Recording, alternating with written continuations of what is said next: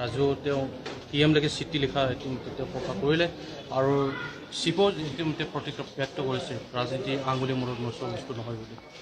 চিঠি লিখাটো কিহৰ চিঠি? মইতো বিজেপিৰ পৰা আৰু ৰাজু নাৰ্জাৰী হ'ল UPPL দলৰ পৰা। মোৰ দলৰ কি হয় নহয়, মোৰ দল আছে, মোৰ দলে হেৰি কৰিব। ৰাজু নাৰ্জাৰী কোন হয় চিঠি লিখাৰ? ৰাজু নাৰ্জাৰী চিফ হয় নেকি? আৰু আমি চৰকাৰ চলাই আছোঁ, আমি দল চলোৱা নাই। চৰকাৰত মই কালি স্পষ্টীকৰণ দি দিছোঁ যে ভংগ হোৱাৰ কোনো মন্তব্য মই দিয়া নাই আৰু ভংগ নহয়, চৰকাৰ চলিব। কিন্তু বিজেপি ৰাষ্ট্ৰীয় দল, ৰাষ্ট্ৰীয় দল প্লাছ কেন্দ্ৰীয় চৰকাৰ, ৰাজ্যিক চৰকাৰ।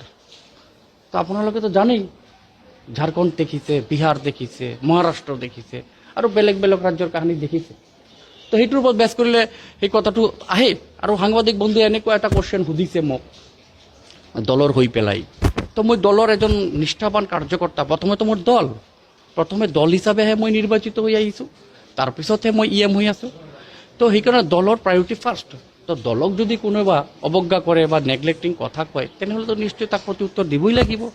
তো আৰু মই কৈছোঁ যে সেইটো মই চৰকাৰী কাৰ্যক্ৰম নাছিল, দলীয় বৈঠক আছিল।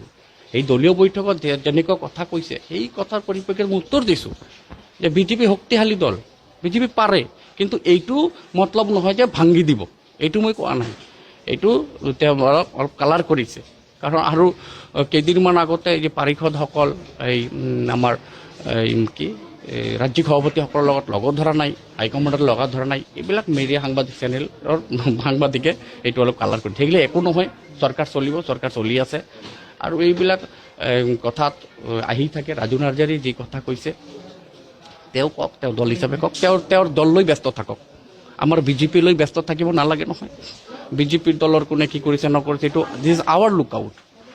ৰাজু নাৰ্জাৰী UPPLত মাথা মাৰক, UPPL দল লৈ চিন্তা কৰক, আপোনাৰ দল ষ্ট্ৰং কৰক, আপোনাৰ দল বেটি ষ্ট্ৰং কৰক। বিজেপিক আপুনি শিকাব নালাগে নহয়, বিজেপি ৰাষ্ট্ৰীয় দল হয়। তো সেইকাৰণে আৰু বেছি নকৰোঁ।